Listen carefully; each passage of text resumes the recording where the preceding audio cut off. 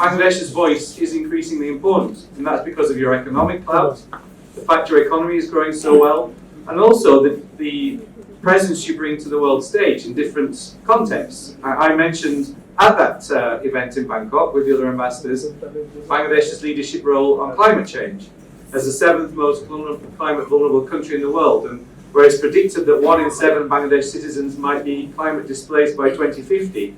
That means the voice needs to be heard, and that voice is being heard, including through the Climate Vulnerable Forum and through the work that Bangladesh has done to advocate a fair settlement for least developed countries. I think also the voice of Bangladesh is increasingly heard on issues like safety and security. We see the fact Bangladesh is the major UN peacekeeping country, and the fact that Bangladesh brings a voice for peace building in the United Nations, and so on. That voice again is being heard increasingly in Europe. And then there's trade, and the trade is a key bedrock of our relations, and that bedrock is growing. I'm very happy to see that, after a difficult time, there are signs of growth and green shoots again in terms of exports to Europe. The perennial need to expand the export base is still there, but the work is underway to show Bangladesh and showcase other sectors from Bangladesh, and we're involved, for example, in the leather sector. Companies are involved in the pharmaceutical sector. All of these will be the next generation of Bangladesh and its trading relations with the world. Bangladesh has a vision for its own future. It's articulated through many plans, with the key plans that will guide this country's development and transition to developing country very soon. And Bangladesh is in a position to choose because many countries want to do business with Bangladesh. It's plain and simple.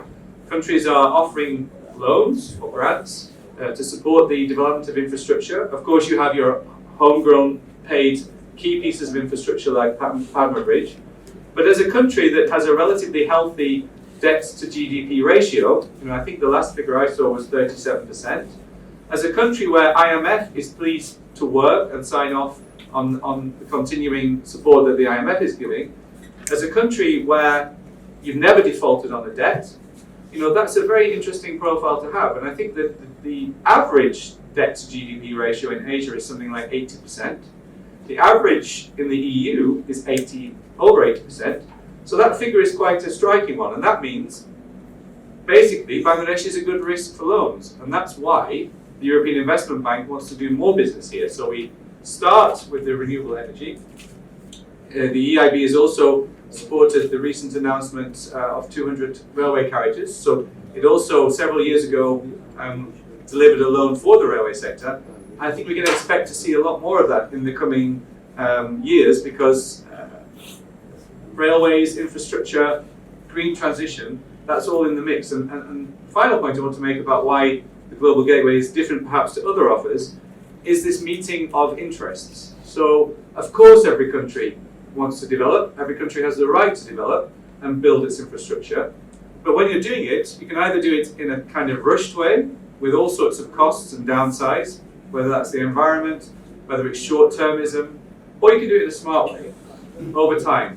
And I think that's what we're seeing about Bangladesh now, that there's a very keen eye on kind of leapfrogging, in a sense, developed countries and saying, we want the latest technology now, we want to be in the next generation, the fourth industrial revolution, and we don't need to go through any kind of intermediate phase. And that's why the green transition, which is one of our 3 priorities in Bangladesh, really resonates with Bangladesh. And the policy planning that's going on, your targets of 40% of clean energy by 2041, the strong attempts to clean up various industries, the LEED certification in the RMG industry, and all of that is a meeting of minds. We believe in the green transition.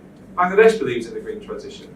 In time, with strategic patience, that will give Bangladesh a massive competitive edge over some competitors, because you take this seriously and you see, yes, it's a burden, the regulation from Europe, but it's also an investment in future competitiveness. So I'd like to say also that over the last 3 years in Bangladesh, I've really seen this positive spirit in our relations.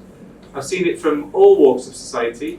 It's fascinating to see how the country is making that transition from a least developed country to a developing country and from there beyond. And one thing that I've been very conscious of is we need to psychologically adjust as Europeans and as the developed world to this change, which means We don't sit in judgment, we don't lecture countries like Bangladesh. We work in genuine partnership with them as an emerging power and an emerging economic power.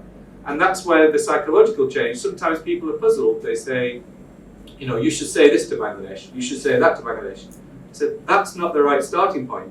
We discuss, and we discuss and we address difficulties and challenges together, like climate change, like the various conflicts around the world, like digitalization, etc., etc. So that's what's the essence of a partnership is. Also, an ability to be open with each other, and that is certainly the case here. We have very open discussions on many issues, including, for example, the Rohingya. And I have to say, I'm very proud of our track record as the EU in being a genuine partner of Bangladesh on the Rohingya issue. It's getting more and more complicated, more and more challenging with the situation over the border. More and more you hear people saying, and I'm not criticising this at all, but saying, when will this ever end? When will the Rohingya be in a position to go home? And again, I really admire the patience of Bangladesh, the generosity of Bangladesh, the humanity of Bangladesh, in not only handling over 1 million Rohingya refugees, keeping them safe as far as it's possible in very crowded refugee camps, keeping them fed, and trying to push neighbours to behave in a more humane way to their own people.